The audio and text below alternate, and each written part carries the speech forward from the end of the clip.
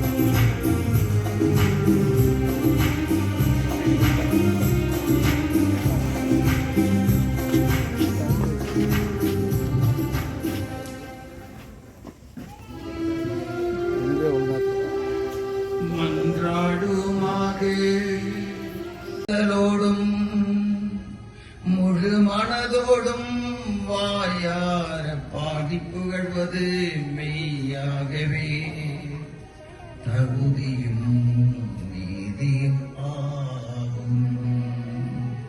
ஆதாமினால் வந்த கடனை கிறிஸ்துவே எம்முள்ள தந்தைக்கு நமது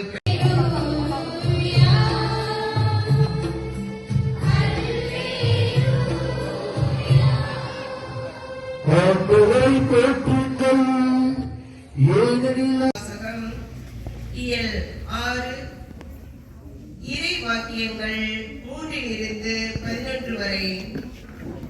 சகோதர சகோதரிகளே, திருமுழுக்கினால் கிறிஸ்து இயேசுவோடு இணைந்திருக்கும் நாம் அனைவரும் அவருடைய சாவிலும் அவரோடு இணைந்திருக்கிறோம் என்பது உங்களுக்கு தெரியாதா?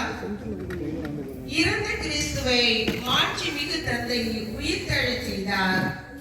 அவ்வாறு நாமும் புது வாழ்வு பெற்றவர்களாய் வாழும்படி திருமுழுக்கின் வழியாய் அவரோடு அடக்கம் செய்யப்பட்டோம்.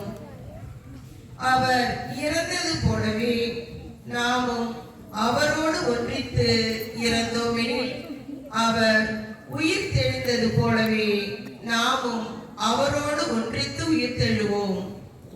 நாம் இனிமேல் பாவத்துக்கு அடிமைகளாய் இராதபடி நம்முடைய பழைய மனித இயல்பு அவரோடு சிலுவையில் அறையப்பட்டிருக்கிறது. இவ்வாறு பாவத்துக்கு உட்பட்டிருந்த நம் இயல்பு அழிந்து போகும். இது நமக்கு தெரியும்.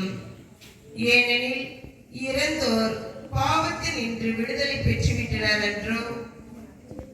கிறிஸ்துவோடு நாம் இறந்தோம் ஆயின் அவரோடு வாழ்வோம் என்பதே நாம் கொண்டுள்ள நம்பிக்கை. இறந்து உயிருடன் எழுப்பப்பட்ட கிறிஸ்து இனிமேல் இறக்க மாட்டார். இனி அவர் சாவின் ஆட்சிக்கு உட்பட்டவர் அல்ல என நாம் அறிந்திருக்கிறோம். அவர் இறந்தார், அவர் கடவுளுக்காகவே வாழ்கிறார். அவ்வாறே நீங்களும் பாவ வாழ்க்கையை பொறுத்த மட்டில் இறந்தவர்கள் கிறிஸ்து இயேசுவோடு இணைந்து கடவுளுக்காக வாழ்கிறவர்கள் என்பதை எண்ணிக்கொள்ளுங்கள்.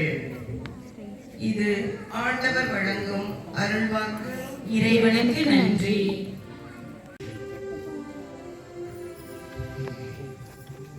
ஆண்டவரே இரக்கமாயிரும்.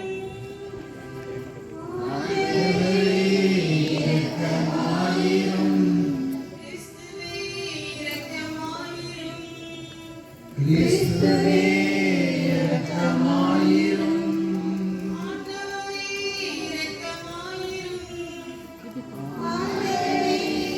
இரக்கமாயிரும். புனித மரியே இறைவனின் தாயே